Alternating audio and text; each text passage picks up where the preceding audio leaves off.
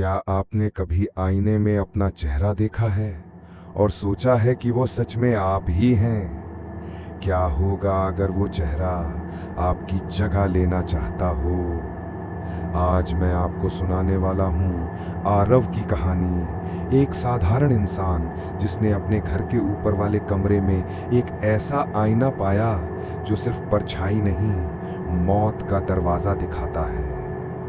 ये कहानी है डर, पागलपन और उस दूसरी तरफ के बारे में जहां से लौटना नामुमकिन है। तैयार हो जाइए, क्योंकि आप जो सुनने वाले हैं उसके बाद शायद आप अपने घर का कोई भी आईना कभी पहले जैसा न देखें। मेरा नाम आरव मेहरा है। दिल्ली में रहता हूँ, लेकिन काम के सिलसिले में पिछले महीने में उत्तराखंड के एक छोटे कस्बे लैंसडाउन आया था। शहर की भाग दौड़ से दूर पहाड़ों की ठंडी हवा में एक पुराना किराए का घर मिला। लकड़ी के फर्श, ऊंची छतें और एक अजीब सा सन्नाटा जो रात में और गहरा हो जाता था। घर के मालिक, एक बुजुर्ग वर्मा साहब, चाबियां देते समय बस इतना बोले, ऊपर वाले कमरे में मत जाना और आईने को ढककर रखना। मैंने हंसते हुए पूछा, आईने को ढककर क्यों? वो बस धीमे से बोले, अच्छा होगा अगर तुम सवाल मत करो।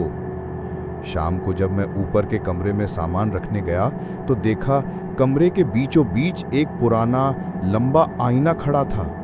चारों तरफ काले लकड़ी का बॉर्डर जिसमें अजीब सी उभरी हुई नक्काशियां बनी थीं, जैसे कोई चेहरा हो मगर अधूरा। उस आईने में खुद को देखते ही अजीब सा एहसास हुआ, जैसे मैं खुद को नहीं किसी और को देख रहा हूं।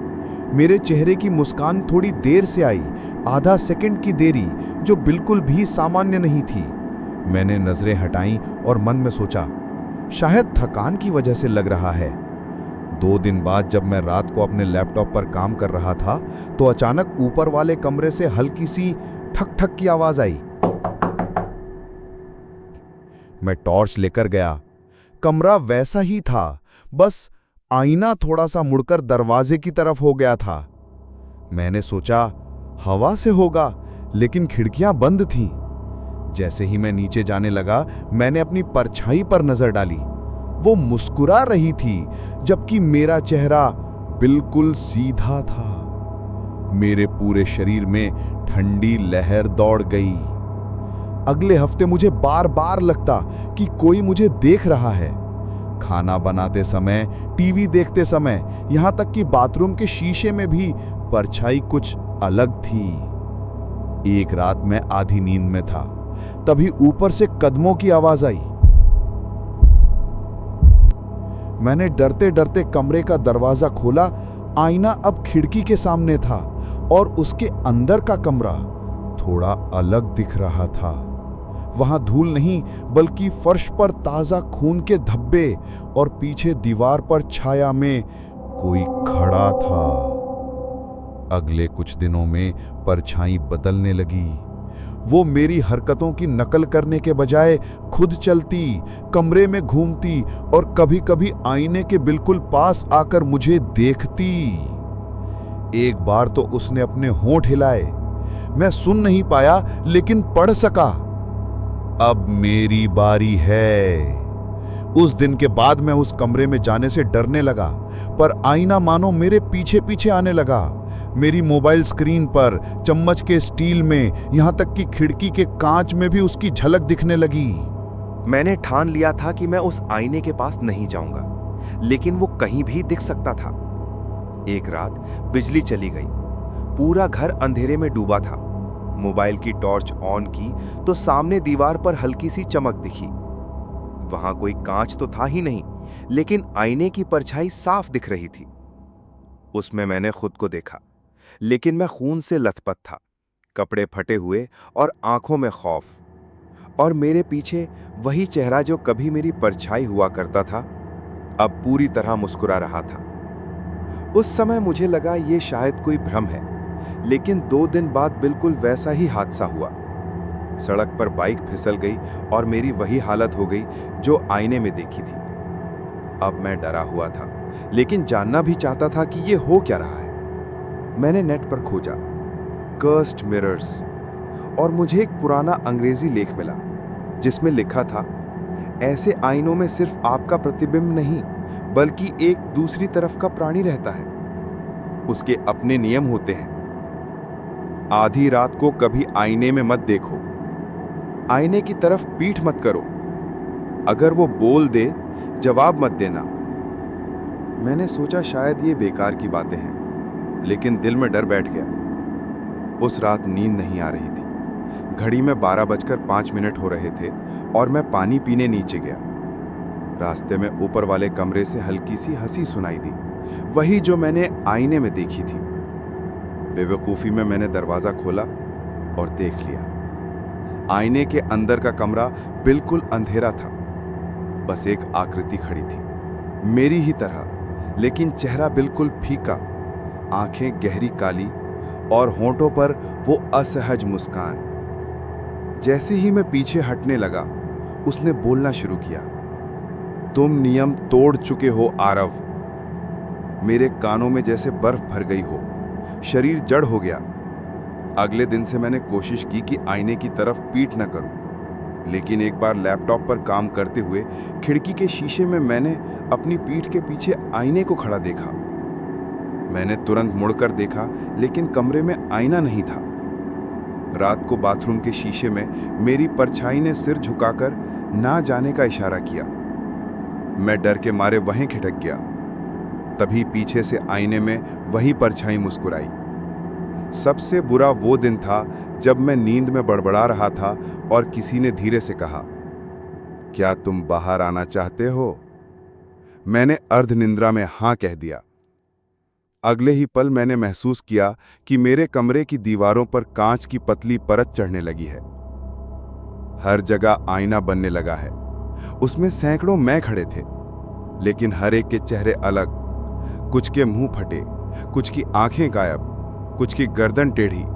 सब एक साथ बोले, अब तुम्हारी बारी है। तीसरे नियम के टूटने के बाद से मैं सो नहीं पा रहा था। जैसे ही आंखें बंद करता, सपनों में मैं उसी काले कमरे में खड़ा होता। चारों तरफ आईने और हर आईने में मेरा कोई भयानक रूप। कभी मेरा चेहरा गल रहा होता, कभी आंखें खाली गड्ढों में बदल जाती, कभी मैं अपने ही शरीर को फाड़ता दिखता। सुबह उठता तो आंखों के नीचे गहरे काले घेरे, सिर भारी और मन में सिर्फ एक सवाल, ये आईना है क्या? मैंने वर्मा साहब को फोन किया। पहले तो उन्होंने बात टाल दी, लेकिन जब मैंने कहा कि मैं घर छोड़ रहा हूं तो वो चुप हो गए। कुछ देर बाद धीमी आवाज में बोले, वो आईना यहां 100 साल से है। इसे एक अंग्रेज कर्नल की पत्नी लाई थी। वो कहती थी कि इसमें उसके पति की रूह बसी है, लेकिन 1 साल बाद वो और उसका बेटा दोनों गायब हो गए। कमरे में बस आईना बचा था और दीवार पर खून से लिखा था, अब मेरी बारी है। मेरे हाथ कांपने लगे। मतलब ये आईना सिर्फ देखता नहीं, खींच लेता है। मैंने फैसला किया कि आईने को ढक दूं। भारी चादर लेकर ऊपर गया, लेकिन जैसे ही आईने के सामने पहुंचा, उसमें मेरा चेहरा नहीं था। वहां एक अजनबी चेहरा था। गहरी लाल आंखें, होठों पर खून और गाल पर लंबा कट। उसने चुपचाप अपना हाथ बढ़ाया और अंदर से कांच पर खरोंच दी। खरोंच से खून बहने लगा, कांच से। अब मैं घर में किसी भी चमकदार सतह से डरने लगा। स्टील का चम्मच, मोबाइल स्क्रीन, पानी की बाल्टी, हर जगह वो परछाई दिखने लगी। वो मुझसे बातें करने लगी, तेरी जिंदगी तुझसे बेहतर मैं जी सकता हूं, तुझे बस हां कहना है। मैंने दरवाजे खिड़कियां बंद कर दी, लेकिन एक रात खिड़की के कांच में उसकी परछाई कमरे के अंदर खड़ी थी, बाहर नहीं। मेरे दोस्तों ने फोन करना बंद कर दिया, ऑफिस से छुट्टी ले ली। मैं घर में अकेला था, या शायद अब अकेला नहीं था। कभी कभी रात में आवाज आती, कांच पर उंगलियों की टप टप, जैसे कोई अंदर से बाहर आना चाहता हो। एक दिन आईने में मैंने खुद को देखा, लेकिन मैं बुरी तरह रो रहा था और पीछे मेरी ही लाश पड़ी थी। मुझे समझ आ गया कि अब जो होने वाला है वो मैं रोक नहीं सकता। उस रात बारिश हो रही थी, बिजली बार बार जा रही थी और हर बार कमरे में सिर्फ मोमबत्ती की टिमटिमाती लौ बजती। मैंने तय कर लिया, या तो आज ये आईना नष्ट होगा या मैं। हाथ में लोहे की रॉड लेकर ऊपर पहुंचा, आईने के सामने खड़ा हुआ और इस बार वो मेरी परछाई नहीं थी, वो मैं था, लेकिन ज्यादा स्वस्थ, आत्मविश्वासी और आंखों में ठंडी चमक। कितना बेमजा इंसान है तू आरव, देख मैं कैसे तेरी जिंदगी बेहतर बना सकता हूं। मैंने रॉड उठाई, लेकिन उसने हाथ बढ़ाया और कांच के पार से मेरी कलाई पकड़ ली, ठंडी बर्फ जैसी पकड़, और खींचना शुरू कर दिया। मेरा औधा शरीर कांच में घुस चुका था, अंदर से अंधेरा, सड़ंद और कानों में अजीब फुसफुसाहट, जैसे 100 लोग एक साथ बोल रहे हों पर शब्द समझ ना आए। मैंने पूरी ताकत से पीछे खींचने की कोशिश की, लेकिन वो मुस्कुरा रहा था। बस एक कदम और सब खत्म। अचानक बाहर बिजली कड़की, एक तेज रोशनी आईने पर पड़ी। उस पल मैंने देखा कांच के अंदर अनगिनत लोग फंसे थे, सब मेरी तरह कांच पर हाथ मारते, आंखों में डर। मेरे मुंह से चीख निकली, लेकिन आवाज बाहर नहीं आई, क्योंकि अब मैं अंदर था। अगली सुबह आरव ऑफिस गया। वो ज्यादा आत्मविश्वासी, ज्यादा खुशमिजाज और लोगों के साथ मिलनसार था। किसी को पता नहीं चला कि वो असली आरव नहीं है।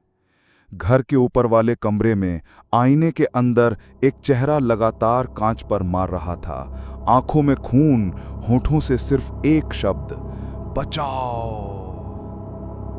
और आईने के कोने में धीरे धीरे एक नई परछाई बनने लगी, क्योंकि ये खेल कभी खत्म नहीं होता।